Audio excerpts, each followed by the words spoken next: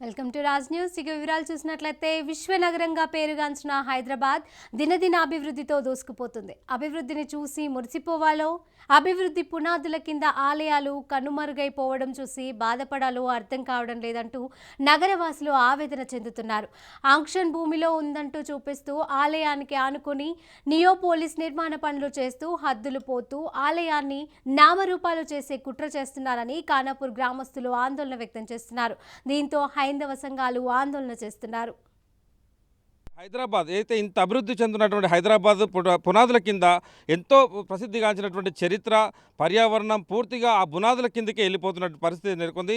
మరి కోకాపేట్ 100 కోట్లకు ఎకరంగా పోయినటువంటి కోకాపేట్ నియోపోలిస్ ఏదైతే అభివృద్ధి చేస్తుందో అందులో ఆలయాలకు సంబంధించినటువంటి వాటికి జోలికి రాకుండా మీ అభివృద్ధిని మీరు చేసుకున్నట్టు గ్రామస్తులు అయితే ఈరోజు ఆందోళన వ్యక్తం చేస్తున్న పరిస్థితి కనిపిస్తుంది. అసలు ఏంటి ఈ ఆందోళన, దీనికి గల కారణాలు ఏంటి అనేది గ్రామస్తుల నుంచి తెలుసుకునే ప్రయత్నం చేద్దాం. ఏంటన్నా అసలు మీ రోజు జరుపుతున్నటువంటి ఆందోళనకు కారణం ఏంటి అసలు? మొట్టమొదటిగా ఇక్కడ శివాలయం టెంపుల్ ఉన్నది.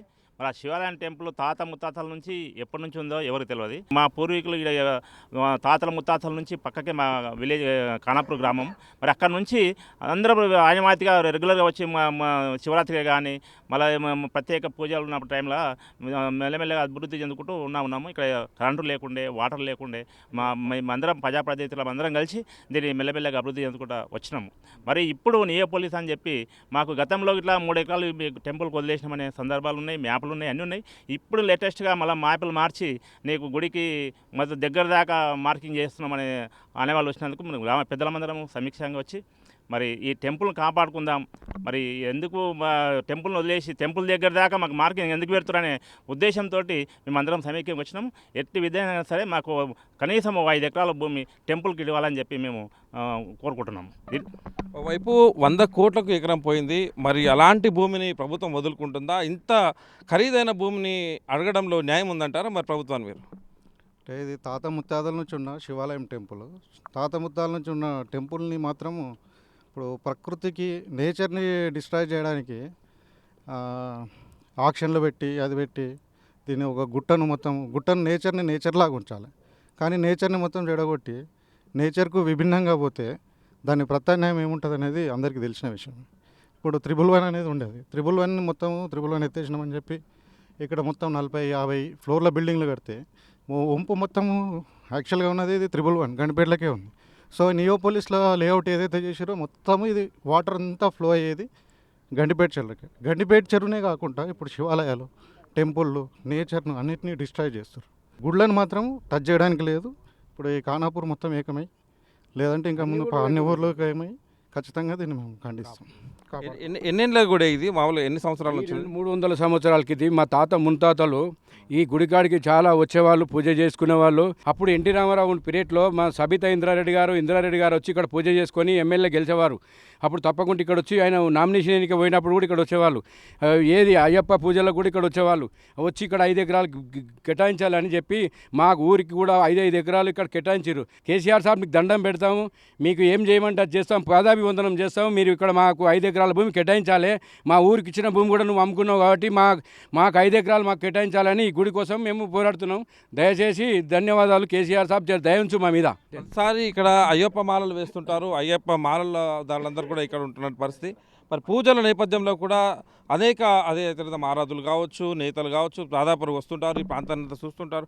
మీకు ఎప్పుడైనా హామీ, ప్రతిష్టమైన హామీ ఇవ్వలేకపోయారా? ఇప్పుడు గుడి కోసం ఇది శాశ్వత నిర్మాణం చేపడతామన్నట్టుగా ప్రతి అయ్యప్ప స్వామి పూజలకు మంత్రి గారు, ఎమ్మెల్యే గారు అందరూ కూడా వచ్చి పూజలు చేసేవారు. తప్పకుండా అభివృద్ధి చేద్దాం, మేము ఉన్నాం, మేము వెనకాల మనకు మంచి తార్ రోడ్ వేద్దాం, ఇవన్నీ కూడా హామీలు ఇచ్చారు.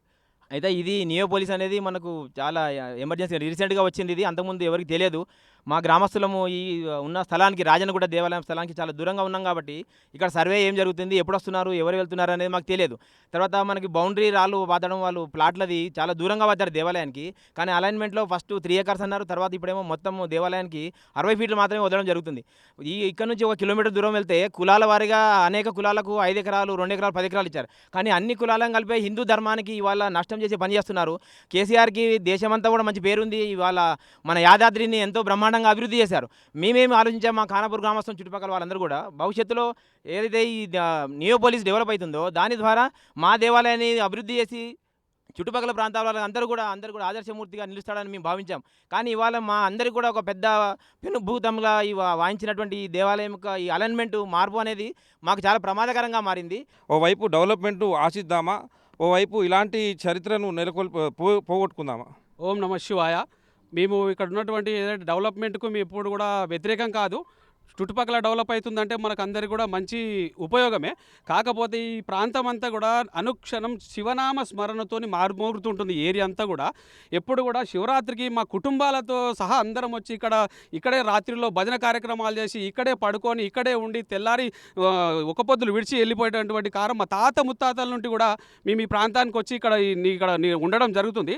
డెవలప్మెంట్ చేయండి కాదని అనట్లేము, ఎన్ని ఫ్లోర్లైనా కట్టుకోండి. కాకపోతే మా గుడికి సంబంధించినటువంటి ఏదైతే ప్రాంతం ఉందో, ఏదైతే పవిత్రమైనటువంటి ఉందో, ఈ దానికి చాలామంది కూడా చాలామంది ఇక్కడికి పెద్ద పెద్ద మనుషులు కూడా ఋషులు కూడా రావడం జరిగింది. కొంతమంది మామూలు కూడా వచ్చిపోవడం జరిగింది. వాళ్ళందరూ కూడా చెప్పారు ఇది భవిష్యత్తులో చిన్న శ్రీశైలంగా మారబోతుంది, ఇది కంపల్సరీ చిన్న శ్రీశైలం జాగా మారుతుందని చెప్పేసి వాళ్ళు ప్రత్యేకంగా మా పెద్దవాళ్ళతో కూడా డిస్కషన్ చేయడం జరిగింది. ఈ పుణ్యక్షేత్రాన్ని కాపాడే విధంగా మేమందరం కూడా చుట్టుపక్కల గ్రామస్తులు అందరూ కూడా దీన్ని ఎట్టి పరిస్థితుల్లో దీన్ని వదిలేది లేదు. వందల సంవత్సరాల చరిత్ర ఉన్నటువంటి ఆలయం ఇది. దీన్ని ఈరోజు మొత్తంగా కూడా నేలగోలు కలిపే సమయం అవకాశం వస్తుంది ప్రభుత్వం. మరి దీనికి పునరాలోచన చేయాలంటగా చెప్తున్నారు. మరికొంతమంది గ్రామస్తులు అయితే ఉన్నారు. చెప్పండి అన్న, మీరు గ్రామం గురించి కానీ గుడి గురించి కానీ. మేము పుట్టకముందంటే దాదాపు 300 సంవత్సరాల క్రితం మాట. ఈరోజు ఏదో ఆర్టిఫిషియల్గా గుడిని నిర్మించి మేము ఇది చేయట్లేదు. ఎవరి ఇంటి కోసం కాదు, ఇది ఒక శైవ క్షేత్రం, దీనికి ఒక చరిత్ర ఉంది. మేము కోరేది అంటే ఇప్పుడు మేము ప్రభుత్వానికి విజ్ఞాపన కోరేది ఒకటే, మీరు 100 కోట్లకు అమ్ముకున్నా సంతోషమే, అభివృద్ధి చేసినా సంతోషమే, మేము కాదన్నట్లేదు. ఈ చారిత్రాత్మక ఆలయాన్ని పరిరక్షించుకుందాం, అందరం పాత్రధారులు అవుదాం, అందరూ భగవంతుని ఆశీర్వాదంలో అందరూ ఆశీర్వాదం తీసుకొని ఉందాం. ఇది ఒక అద్భుతమైన శైవక్షేత్రం అయ్యే అవకాశం ఉంది.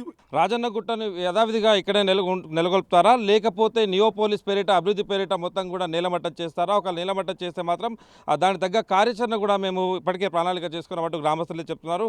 చూడాలి, ప్రభుత్వం మరోసారి పునరాలోచన చేసి ఆలయాల జోలికి రాకుండా ఓవైపు కులాల కోసం కుల భవనాలను ఏర్పాటు చేసినటువంటి ప్రభుత్వం ఆలయాల కోసం కుల మత వర్గ భేదం ఏం చేయకుండా మొక్కుతున్నటువంటి ఆలయాల జోలికి అయితే రాదని మేము కోరుకుంటున్నాం. ప్రభుత్వం మరోమారు పునరాలోచన చేసి దీని అలైన్మెంట్ పూర్తిగా మార్చాలని గ్రామస్తులు అయితే కోరుకుంటున్నారు.